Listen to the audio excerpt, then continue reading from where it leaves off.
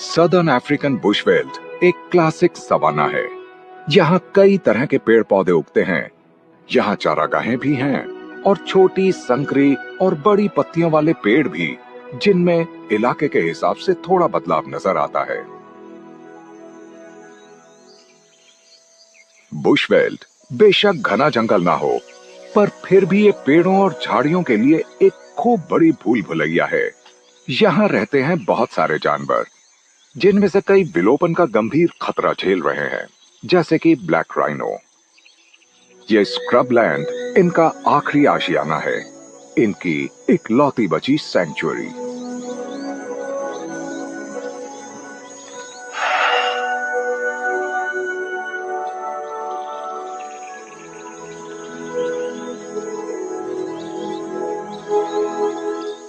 ये झाड़ियां इनका पेट भी भरती हैं, क्योंकि ये इन कम ऊंची वाली डालियों, पत्तियों और पौधों को ही खाते हैं।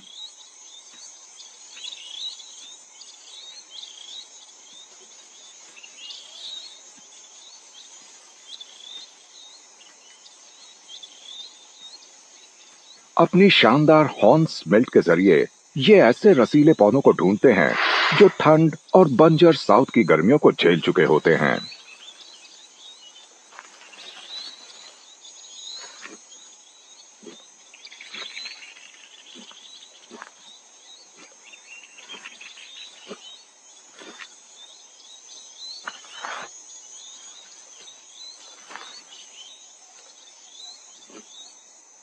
माँ और बच्चे को साल के दौरान टेम्परेचर में होने वाले जबरदस्त बदलावों का सामना करने लायक होना चाहिए, जैसे -3 डिग्री नीचे से लेकर 40 डिग्री सेल्सियस तक। गर्मियों में इनके कुछ इलाके रात में फ्रीज हो सकते हैं, इसलिए 2 साल का ये बच्चा, जिसका वजन करीब 500 किलो होता है, अपनी माँ का दूध पीता रहता है, ताकि सूखी और ठंडी गर्मियों में जिंदा रह सके। बेशक बुशवेल्ड मामूली लगता है, पर यहाँ इस इलाके में कई बड़े जीव रहते हैं।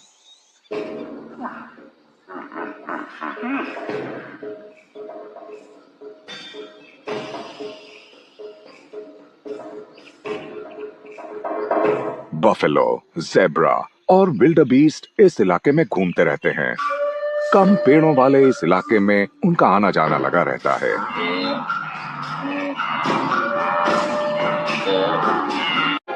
वाइल्ड डॉग्स बुशवेल्ड में गश्त लगाते रहते हैं, किसी मुठभेड़ की तैयारी में। ब्लैक राइनो की तरह ये अनोखी स्पीशीज भी भारी खतरे से घिरी है।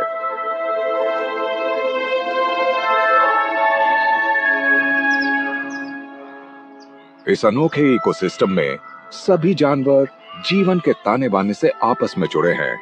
इनमें बहुत से पक्षी, कीड़े और मैमल शामिल हैं, और ये पेचीदा रिलेशनशिप इन बफेलोज जैसे बड़े मैमल्स के इर्द गिर्द मौजूद दिखती है।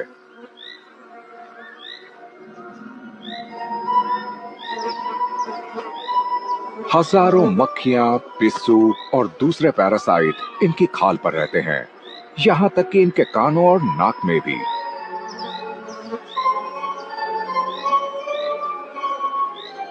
और फिर इनकी तरफ आकर्षित होते हैं रेड बिल्ड ऑक्सपेकर्स, जो इन छोटे पैरासाइट्स को खाते हैं, और कभी-कभी ये इनके खून की दावत उड़ाने का मौका भी नहीं गंवाते। दूसरी तरफ विशाल और ताकतवर अफ्रीकी हाथी भी इस माहौल का एक जरूरी हिस्सा हैं।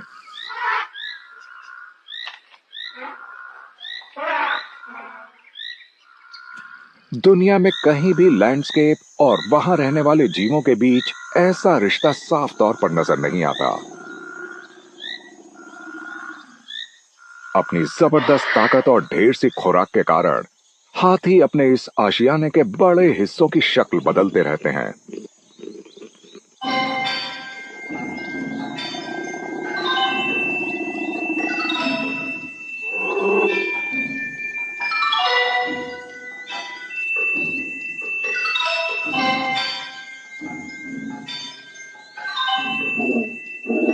यह रिश्ता प्यार और तबाही दोनों से ही जुड़ा है, जो रोज ही इस लैंडस्केप का रूप बदलता रहता है।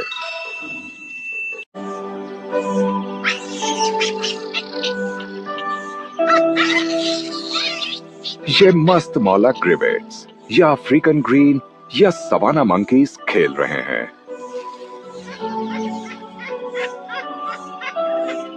इन्हें इस बात की तसल्ली है कि कोई ना कोई हमेशा निगरानी करता रहता है।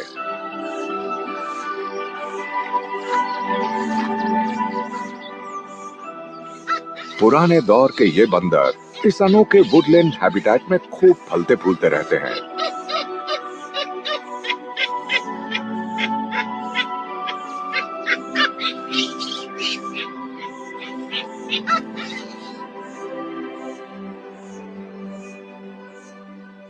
जब आसपास के इलाके सूख जाते हैं, तो अंजीर के पेड़ इन्हें स्वादिष्ट और पौष्टिक फल मुहैया कराते हैं।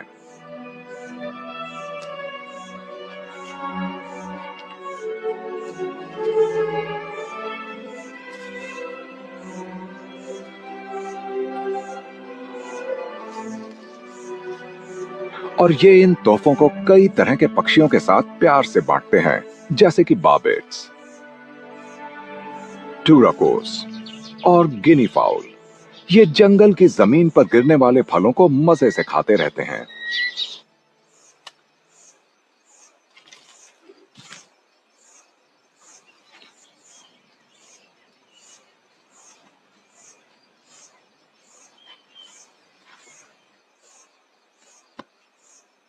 पर यहां जरा भी लापरवाह नहीं होना चाहिए।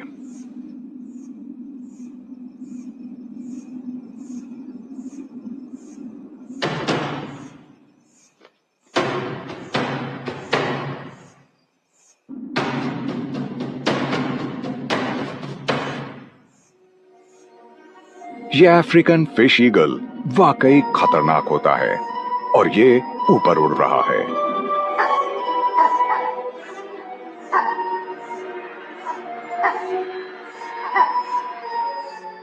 ग्रेवेट्स कम से कम 3 अलग अलग तरह की अलार्म कॉल्स देते हैं, जैसे कि आसमान से इन ईगल या बाज से खतरा पेश होने पर, और ये सांपों और तेंदुओं की मौजूदगी के बारे में भी स्पेशल कॉल्स देते हैं।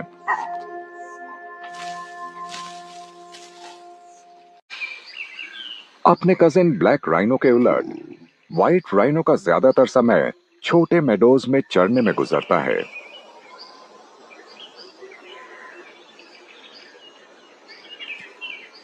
इसका लंबा, सीधा और मोटा होठ कुदरत ने जैसे पेड़ों के बीच उगने वाली घास को खींचने के लिए ही बनाया है। व्हाइट राइनोस के बड़े शरीर ऑक्सपेकर्स को शानदार खुराक मुहैया कराते हैं। ये इनके शरीर पर बैठे बैठे दावत का मजा लेते रहते हैं और इसमें इनकी मदद करते हैं खास तौर पर ढले इनके पंजे।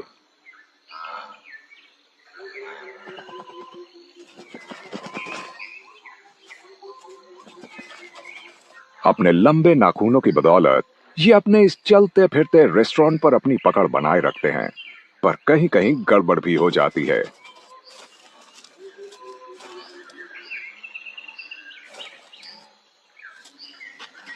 जब ये जमीन पर चलते हैं या मिट्टी में पलटनी मारते हैं, तो पलट भी जाते हैं।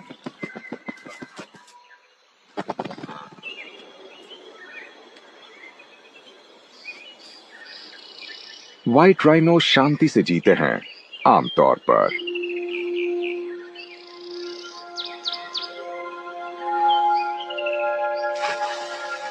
बड़े मेल्स अपने इलाकों की निशानदेही के लिए पेशाब और अपने मल का सहारा लेते हैं। आमतौर पर मेल्स एक दूसरे को बर्दाश्त कर लेते हैं, पर अगर कोई फीमेल हीट में हो तो इनके बीच तनाव बढ़ जाता है।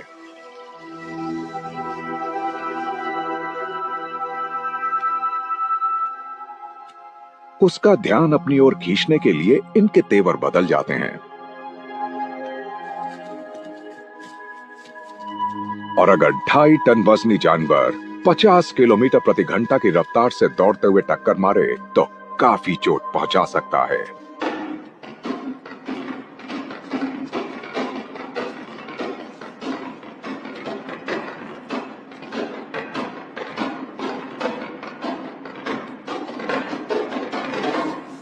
ऐसे मुकाबलों में इन्हें शायद ही गहरी चोट पहुंचती हो, पर अगर जख्म गहरे हो जाएं, तो ऐसे उम्मीदवार की मौत भी हो सकती है। अफ्रीका के मैदानों में ट्रेजेडी रोजमर्रा की जिंदगी का ही एक हिस्सा है और ये इस कमाल के लैंडस्केप के शानदार रोमांच का एक और पहलू है। हाइनास फूड चेन में सबसे ऊपर होते हैं, शेरों और तेंदुओं से भी ऊपर।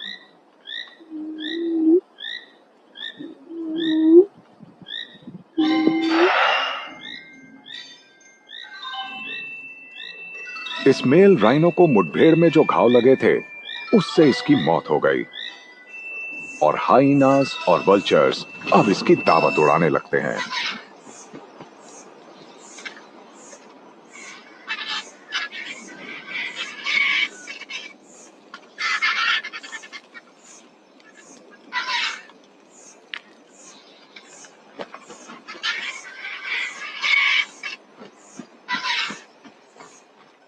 स्पॉटेड हाइनास बुशवेल्ड्स के सबसे इफेक्टिव स्कैवेंजर्स होते हैं और साथ ही यहाँ के सबसे जबरदस्त शिकारी भी।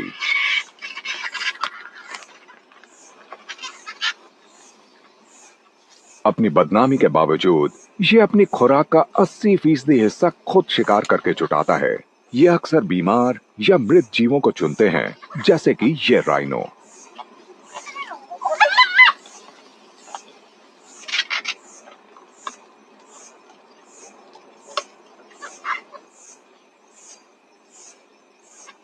सभी मांसाहारी जीवों में इनकी बाइट सबसे ताकतवर होती है, जिससे ये सबसे बड़ी हड्डियों को भी चकनाचूर कर देते हैं।